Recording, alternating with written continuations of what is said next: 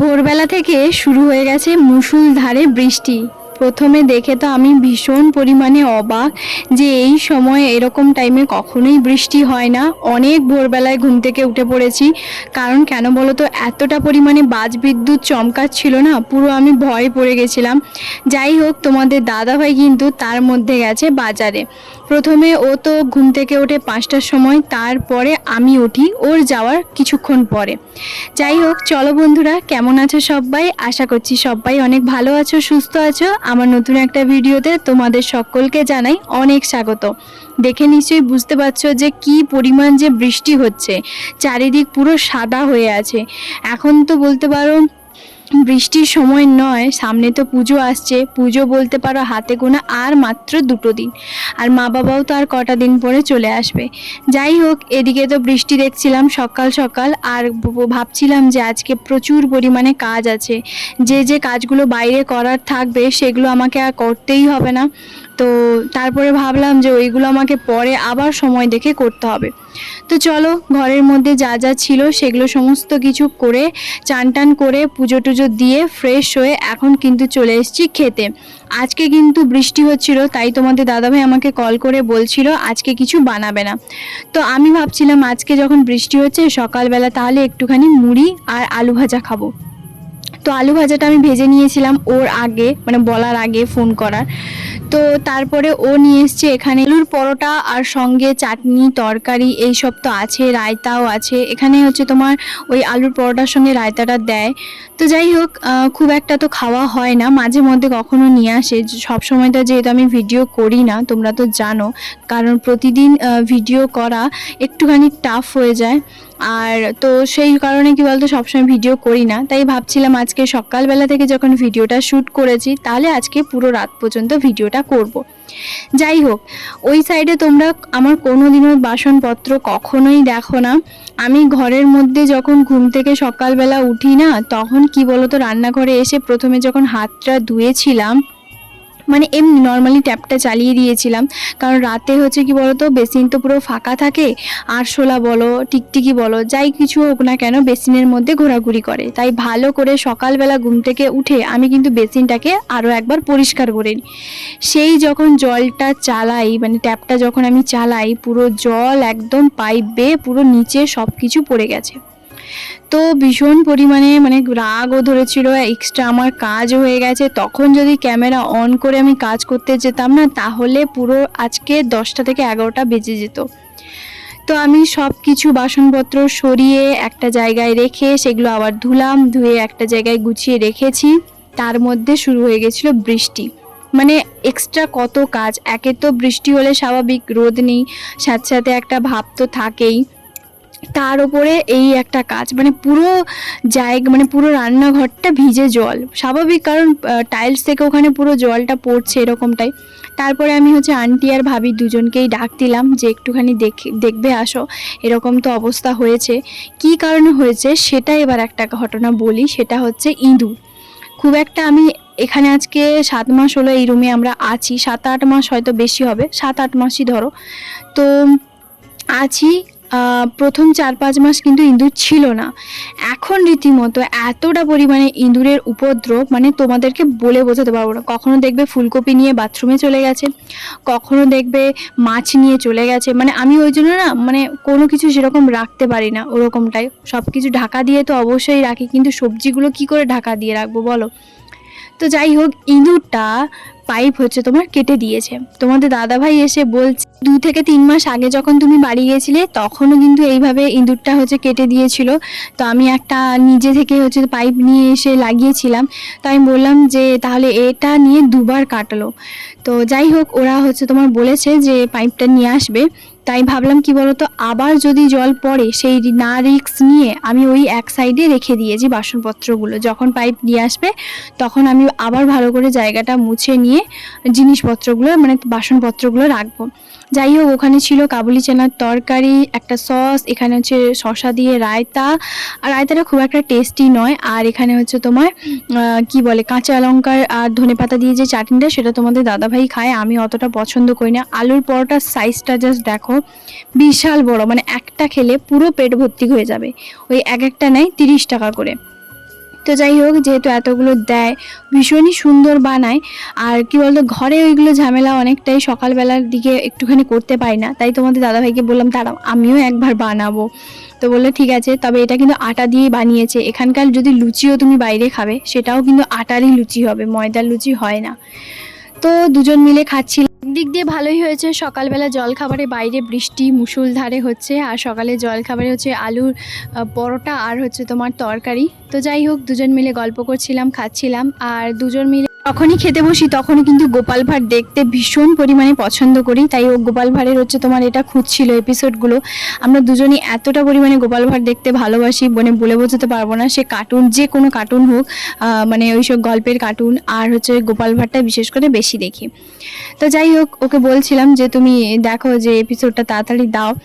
একে হচ্ছে আমরা যখন সকালবেলা, মানে খুব একটা তো আমাদের সময় হয় না দুজনে ব্রেকফাস্ট করা, কারণ জানোই তো তোমাদের দাদাভাই অফিসে হচ্ছে তোমার ব্রেকফাস্ট নিয়ে চলে যায়। আর দুপুরবেলাটা বিশেষ করে আর রাতের বেলাটা দুজন মিলে বেশিরভাগ সময় কিন্তু গোপাল ভাঁড়ে হচ্ছে তোমার ভিডিও চালিয়ে দিয়ে আর হচ্ছে তোমার দেখতে থাকি। যাই হোক, খাচ্ছিলাম, খাওয়াটা সত্যি ভীষণই সুন্দর। ঘরের এক একটা কাজ, কোনা কোনা সমস্ত কিছু পরিষ্কার ঝাড়াঝুড়ি করা, তারপরে কৌটো কাটা, এগুলো সমস্ত কিছু ধোয়াধুয়ি করা, এগুলো সমস্ত কিছু আস্তে আস্তে করে করছি একা হাতে। তো আর তোমাদের দাদাভাই বলে এগুলো না করলেই নয়, ও সবসময় বলে এত কিছু করার কি দরকার, কি দরকার, করো না, সবসময় সেই জলের হাত করো, তো এত কিছু করার দরকার নেই। তখন কি বলতো, একটা কেমন লাগে না যে সবাই তো হচ্ছে ঘর দুয়ার পরিষ্কার করছে পুজোর সময়, তো আমি কেন আমার রুমটাকে পরিষ্কার করব না। হ্যাঁ জানি, যদিও বা এটা আমাদের রুম নয়, মানে আমাদের বাড়ি নয়, কিন্তু তবুও যে জায়গাটা আছে সেই জায়গাটা নিজের মতন, যদি নিজের বাড়ি যদি না মনে করি তাহলে তো ওই জায়গাটা জায়গাই থাকবে না, তাই না? মানে অপরিষ্কারই থাকবে স্বাভাবিক। যদি তুমি নিজের মনে করো তাহলে তুমি প্রতিদিন ঝাড় দেওয়া, পরিষ্কার করা, এ টু জেড সমস্ত কিছু করবে, কোনা কোনা থেকে জানলা থেকে শুরু করে সমস্ত কিছু করবে। আর এইগুলো আমার একটা অভ্যেসে বলতে পারো পরিণত হয়েছে। তবে সেই সব ভিডিও করতে গেলে আমার অনেকটা দেরি হতো। আর আমার যেহেতু এখন ফোনের স্ট্যান্ডটা ভেঙে গেছে, তো আমি সেভাবে ফোনের স্ট্যান্ডে লাগিয়ে হচ্ছে তোমার ভিডিও করতে পারছি না, সেই কারণে একটুখানি অসুবিধেই হচ্ছে। সব কিছু হাতে এইভাবে ম্যানেজ করে ভিডিও বানানো একটুখানি টাফ হয়ে যায়। যাই হোক, আজকে বাজারপত্র নিয়ে এসছে এই যে কচু, যেটা তোমাদের দাদাভাই ভীষণ পরিমাণে খেতে ভালোবাসে। আর এখানে নিয়ে এসছে ওল, সর্ষের তেল 1 লিটার, সাদা তেল আধা লিটার, সরি 500। আর হচ্ছে তোমার নিয়ে এসছে এই যে হিমালয়ের এই যে তেলটা, আমি তোমাদেরকে বলে বোঝাতে পারবো না, এটা কিন্তু কোনো খাওয়ার তেল নয়। এটা হচ্ছে মানে যদি পায়ের ব্যথা হয় বা হাঁটু, পায়ে বা গায়ে, হাতে, পিঠে, যেখানেই তোমার ব্যথা হোক না কেন, মানে একটা যন্ত্রণা যে একটা হয় না, এটা যদি জাস্ট 1-2 ফোঁটা লাগিয়ে একটু ভেজা কাপড় দিয়ে ভালো করে মুড়ে রাখো বা একটুখানি মাসাজ করো, এত সুন্দর উপকার পাওয়া যায় আমি তোমাদেরকে বলে বোঝাতে পারবো না। এটা আমি তোমাদেরকে রেকমেন্ডেশন করছি না, কিন্তু আমি এইটা বলতে পারি যে আমি ভীষণ পরিমাণে উপকার হয়েছে। আর তেলটা কিন্তু আমি সত্যিই জানতাম না। তোমাদের দাদাভাই যেহেতু সকালবেলা খেলতে যায়, স্বাভাবিক, আবার ডিউটিতে যায়, তো ওখানে ডিউটি করে, তো ওর না প্রচণ্ড পরিমাণে পাটা ব্যথা করে স্বাভাবিক, সারা সকালবেলা খেলতে গেলে তো, আর একটা তো ধরো পাটা ব্যথা করে, তো মানে একটা হয় না যে শরীর একটা থাকান বলতে থাকে। তো আমি এখানে যে যখন এসেছিলাম, তো একবার ওর প্রচণ্ড পরিমাণে পাটা আর গা হাত পা যন্ত্রণা করছিল। তো ভাবিকে আমি বলছিলাম যে কোনো কিছু মানে তেল বা এরকম হয় না অমৃতাঞ্জন, তো এগুলো আছে নাকি। তখন বলেছিল যে আমার কাছে একটা তেল আছে, এই তেলটা নিয়ে যাও, ভীষণ উপকারী। তো নিয়ে এসেছিলাম, ভীষণই ভালো। সেই দিন থেকে সবসময় তো আর ওদের বাড়িতে চাওয়াটা ঠিক নয়, তাই না? তাই আমি বলেছিলাম যে আমি একটা ফটো তুলে নিই, তারপরে আমি একটা কিনবো। তো সেই থেকে হচ্ছে তোমার নিয়ে এসেছিলাম। আর এই তেলটা আমি আমার বাবাকেও দিয়েছি, এই তেলটা আমি আমার দাদুভাইকেও দিয়েছি, ভীষণ পরিমাণে উপকার তো পেয়েছে, আর ওরাও এখনও পর্যন্ত ব্যবহার করে। যাই হোক, কারণ স্বাভাবিক ওদেরও বয়স হচ্ছে, ওদেরও পা ব্যথা, তারপরে এগুলো তো করেই, সারাদিন একটা যন্ত্রণা। আর এদিকে সকালবেলা তোমাদের দাদাভাই নিয়ে এসেছিলো কি বলতো, কই মাছ। মানে কই মাছটার একটা ঘটনা আমি একটু পরে তোমাদেরকে বলছি, তার আগে বলে দিই। এদিকে হচ্ছে তোমার কি বলতো নিয়ে এসছে এই যে অফিস থেকে এটা দিয়ে, তো রেলওয়ে থেকে এই যে এটা হচ্ছে তোমার দিয়েছে। আর এটা কি বলতো, এটা হচ্ছে জামা কাপড় কাচার হচ্ছে তোমার সাবান, এত বড়, মানে ওদের বছরে 2টো করে দেয়। তো এটা হচ্ছে মানে হাফ হাফ করে আমাকে একটু একটু একটু একটু করে কাটতে হবে। এটা ভীষণই বড়, সেটাই তোমাদেরকে হাতে মেপে দেখাচ্ছিলাম যে দেখো পুরো আমার একটা হাত, মানে হাতের সাইজের এরকমটাই।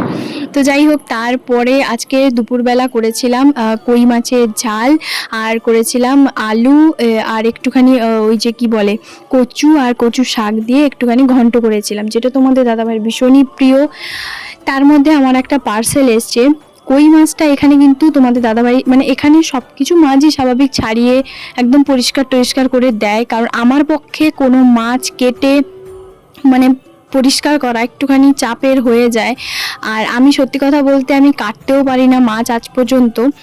আর যাই হোক, এদিকে কই মাছটার গল্পটা একটু পরে বলছি। তার মধ্যে দেখো আমার একটা পার্সেল এসছে, আর এই পার্সেলে হচ্ছে তোমার এই যে দেখো এই যে সাউথের যে ব্যাঙ্গেলসগুলো হয় না, আমার ভীষণ পরিমাণে পছন্দ হয়েছিল। তো এই ব্যাঙ্গেলসটা এটা আমি আমার জন্য নিয়েছি, কেমন লাগছে অবশ্যই জানিও।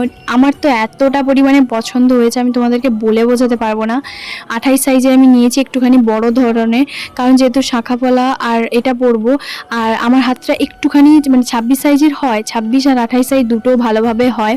আর এইগুলো কি বলতো একটু যেহেতু ভারী, একটু ওয়েট আছে, তো ভাবলাম যে যদি আমি ছোট সাইজে নিই, যদি না হয় এরকমটাই ভাবছিলাম, তাই একটু বড় সাইজে নিয়েছি। আর একদম পারফেক্টভাবে আমার হাতে কিন্তু হয়েছে, মানে আমার যে সোনার বালা যেরকম ঠিক সেরকম মাপ কিন্তু আছে। তোমাদের কেমন লাগছে অবশ্যই জানিও, আমার তো বেশ পছন্দ হয়েছে, আমার তো জাস্ট দারুণ, মানে আমি তো বলছি যে সোনাকে হার মানিয়ে দেবে। যাই হোক, কই মাছটা কেন নিয়ে এসছে জানো, তোমাদের দাদাভাই এই কিছুদিন আগে নাইট ডিউটি ছিল, তো নাইট ডিউটিতে ওখানে যখন করতে গেছিলো রাত 12টার সময় রবিবার দিন, ওই দিন কিন্তু তোমাদের দাদাভাই 6টা কই মাছ ধরেছিল। বেচারা আমাকে রাতে উঠাবে না বলে ও হচ্ছে কি বলতো কই মাছগুলো ছেড়ে দিয়েছে। আমি যে তার পরের দিন সকালবেলা ওকে কি পরিমাণ যে বকেছি যে কই মাছ ধরেও তুমি ছেড়ে দিলে, তুমি কি সম্ভব, মানে এটা করলে কি সম্ভব, ওকে প্রচণ্ড পরিমাণে বকেছিলাম, ও আসছিল। তো এই জন্য আজকে কই মাছ হচ্ছে তোমার বাজারে দেখেছে আর কই মাছটা নিয়েছে, মানে নিয়ে এসছে। আর কই মাছটা ওই 600 টাকা 700 টাকা কিলকেও এরকম বিক্রি হয়েছিল। তো যাই হোক, নিয়ে এসেছিলো 6 পিস মতন হয়েছে, 3 পিস রেখেছি আর 3 পিস আছে, মানে 3 পিস রান্না করেছিলাম, 3 পিস আছে। বিকেলবেলা ও একটুখানি সামনে মার্কেটে গেছিলো, আর সকালবেলা যেই বৃষ্টি দেখেছিলাম আমি তো একদম ঠিকই করে নিয়েছিলাম যে রাতে তাহলে লুচি আর ছোলার ডাল হবে, একটুখানি নারকেলটা ছিল তাই লুচি আর ছোলার ডাল বানিয়েছি, জাস্ট দারুণ হয়েছিল জানো, নারকেল টারকেল দিয়ে একদম বাঙালি স্টাইলে করেছিলাম। তো এদিকে হচ্ছে লুচি আর ছোলার ডাল করেছি, আর আজকে ডিনারে এটাই ছিল। ও যেহেতু বিকেলবেলা ওই সামনের দোকানে গেছিলো আর আমার জন্য কিছু নিয়ে আসবে না, তা তো হতেই পারে না। তাহলে চলো বন্ধুরা, আজকের ভিডিওটা এখানে শেষ করছি। কেমন লাগলো অবশ্যই একটা কমেন্ট করে জানাতে একদম ভুলবে না। দেখা হবে আবার একটা নতুন ব্লগে। সবাই খুব ভালো থাকবে, সুস্থ থাকবে।